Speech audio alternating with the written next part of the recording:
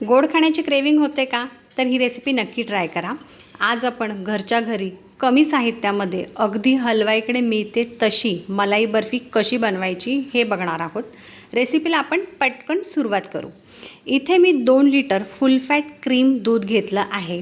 हे दूध आपल्याला एका जाड बुडाच्या कढईमध्ये किंवा पातेल्यामध्ये ओतून घ्यायचे। दूध ओतण्याआधी त्यामध्ये थोडंसं पाणी टाकू म्हणजे दूध कढईला चिटकणार नाही। हे दूध आपण तापवायला ठेवू।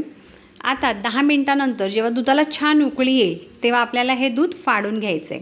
यासाठी मी इथे लिंबू वापरणार आहे आणि अगदी पाव तुकडा लिंबाचा आपण इथे वापरणार आहोत। जास्त लिंबू वापरायचा नाही आहे।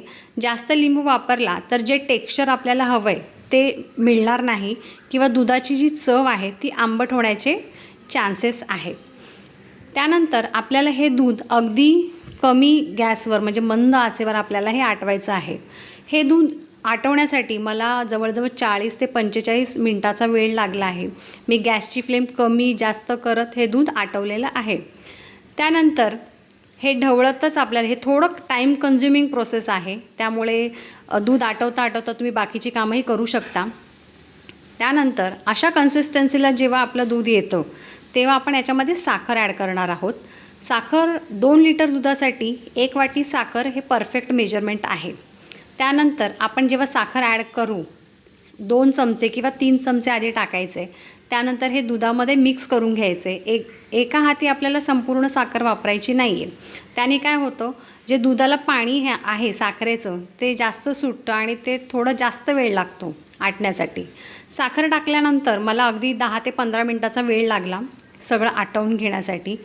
त्यानंतर आपण याच्यामध्ये थोडी वेलची पावडर चवीनुसार टाकणार आहोत आणि हे आपल्याला छान मिक्स करून घ्यायचं आहे। वेलची पावडर मिक्स झाल्यानंतर इथे 1 चमचा आपण तुपाचा वापरतो। याने काय होतं, मिठाईला जो ग्लॉसीनेस आहे तो खूप छान येतो। तूप आपण आता इथे मिक्स करून घेऊ।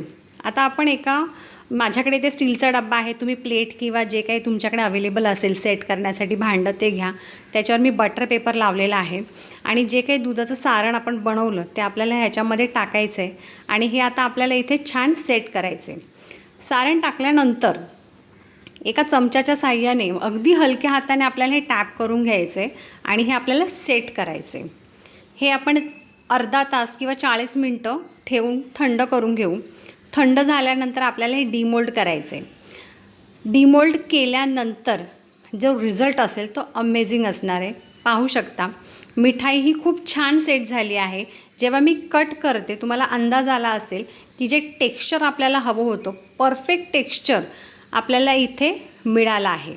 आता ह्याचे आपण चौकोनी तुकडे करून घेऊ आणि ह्याच्यावर जे काही तुम्हाला ड्रायफ्रूट्स आवडतात, आता मी इथे पिस्त्याचा वापर केला आहे, पिस्त्याचे काही काप इथे मी वापरत आहे। त्यानंतर माझ्याकडे इथे ना ॲल्युमिनियमचं वर्क आहे ते मी इथे वापरणार आहे। त्यांनी खूप सुंदर दिसते मिठाई, अगदी बाहेर मिळते तशी।